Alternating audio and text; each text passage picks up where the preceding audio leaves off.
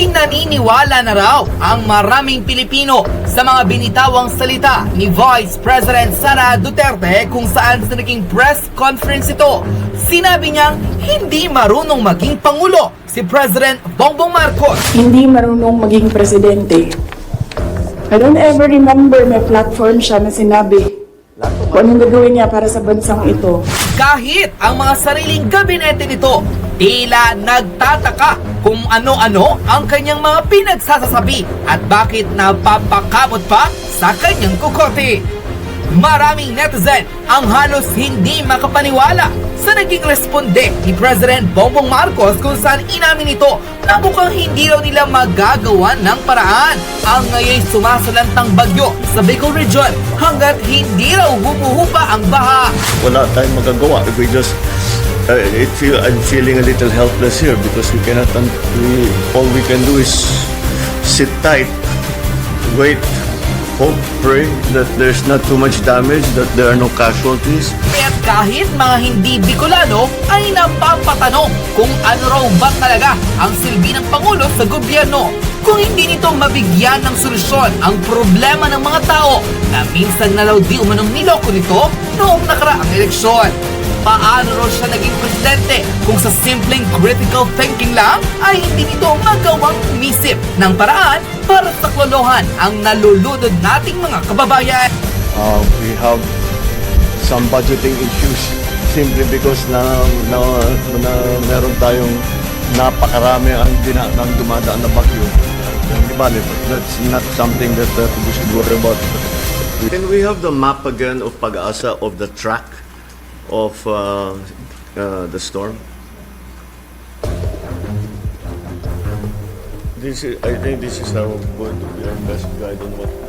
Can I have the map? Can we have the map that you put up earlier? It is the Pag-asa map of. There you go.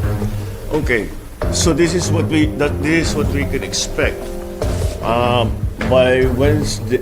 By 5 p.m. today, it will be off the eastern coast. It will not. The center of the storm will not have landed yet. And again, what is your forecast for landfall?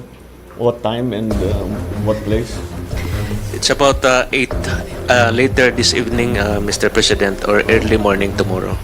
And From around 8 Aurora, 8 pero hindi, ang p.m. landfall Aurora. Yes, Aurora So area that's province. good. And then this is if it's going at what speed? 15 kilometers an hour? 85 kilometers per Huh? hour. No, The wind, that's the storm. the speed is 15 kilometers per hour. kilometers Mr. an hour. President. So ganyan ang magiging takbo. Usually we are pretty accurate as long as the storm has fully developed. We're pretty accurate. So ito yung kailangan nating abangan. These are the areas that for example, I think we can start pag lumalayo na sa Bicol sa Region 5, pwede na natin gawin lahat ng pwede natin gawin. Pero huwag na natin pasukin muna ang Region 1, Region 2 dahil parating pa lang. So pabayaan muna, there's nothing we can do except wait for it to pass. Give all the warnings that we can give, evacuate as many people as we can. But we really have to just batten down the hatches for a day. And make sure that everybody has what they need. Everybody has the emergency supplies.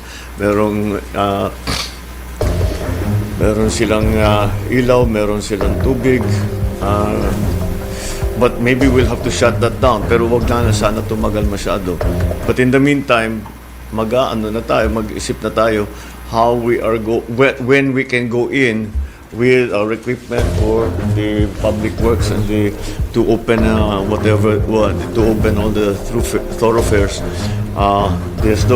Once they are open, if they're not open, we will look to SND to fly it in, perhaps if that's the best that we can do. Patulong din tayo, we can ask the Coast Guard also. The Coast Guard also plays a part in that naman. So mag-ready na tayo. But this way, all of us should have this map in our office looking at this, and this is what we have to anticipate. Just to go back to your earlier, so bottom line, we plotted that all our field offices have ample supply in those areas. Yeah. Actually, we went back to pre-Karina level, so our stockpile is quite strong. Okay ho tayo on the ground. Alright. The problem is that it is not such a strong storm, but the effects are very wide. Kasi kung titignan mo, layo ng Bicol actually doon sa center of the storm. Pero tignan, I've seen the news reports, ang laki ng tubig eh. Marami talagang binagsak na tubig. It's wide-ranging. Kahit na hindi 85 kilometers, we can prepare for that. Pagtapos papanay dahil nga na madalas yung bagyo, na-saturate na ang lupa. So what we have to anticipate now, let's all prepare with whatever yung mga equipment ng DPWH, yung mga airlift ng AFP, yung mga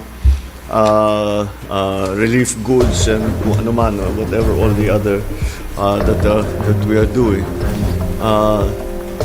Mr. President. We John Vic, we nakapag everybody is well informed naman. Yes, sir. Those areas that are under that Yes, sir. circle. Out of the 1,252 LCEs, 87 are present in their municipalities. Unaccounted for 175, they're either on medical or foreign travel. But all of it informed, and all of the activated their disaster response scenarios. Sir, if I may. Yes, yes. Sir, on the parts of the DNR, we've also reached out to the private sector, to the mining industry.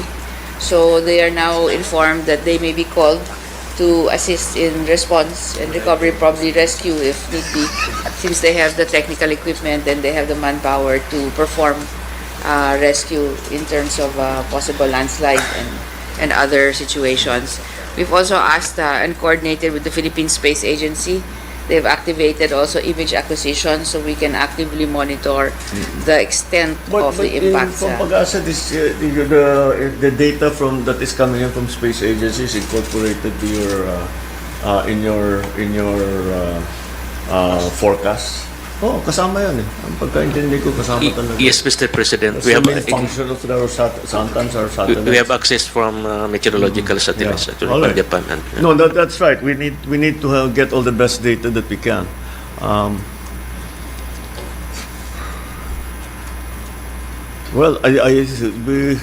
think we're reasonably well prepared. The power is going to go out, whatever we do.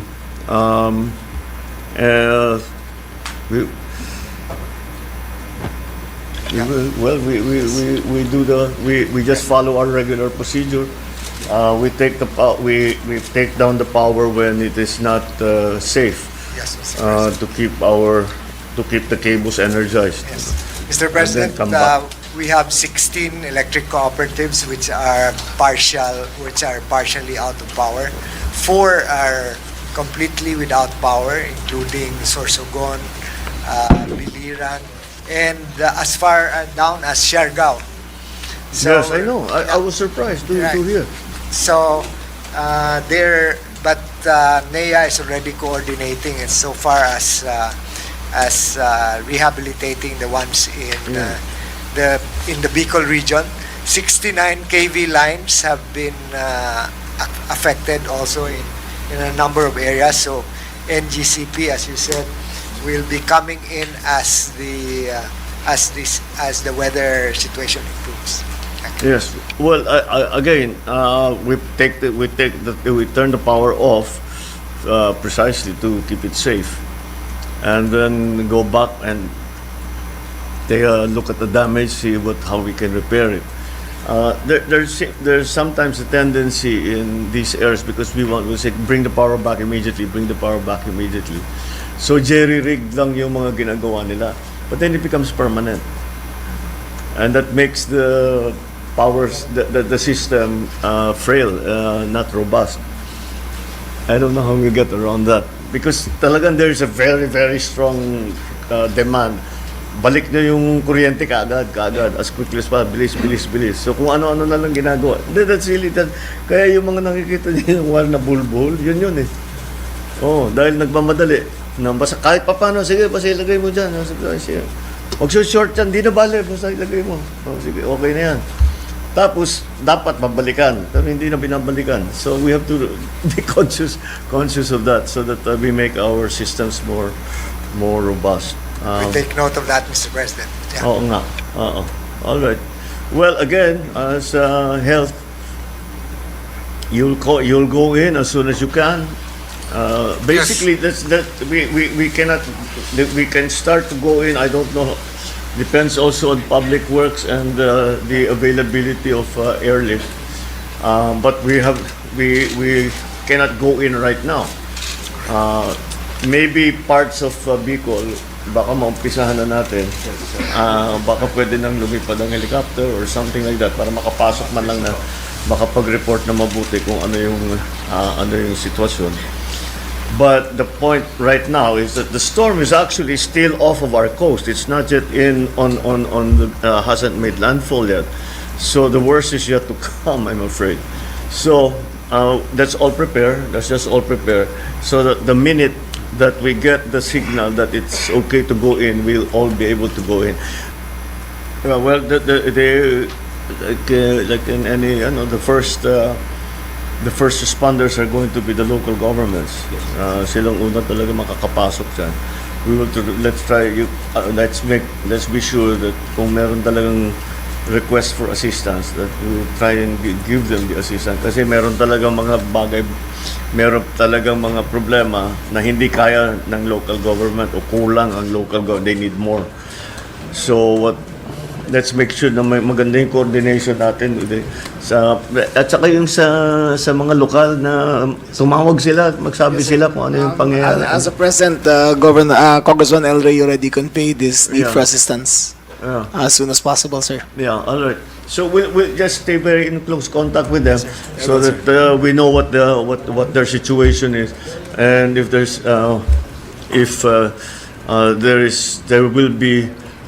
they have an emergency request for augmentation of some kind, diba? Para maka-respond kaagad ang national.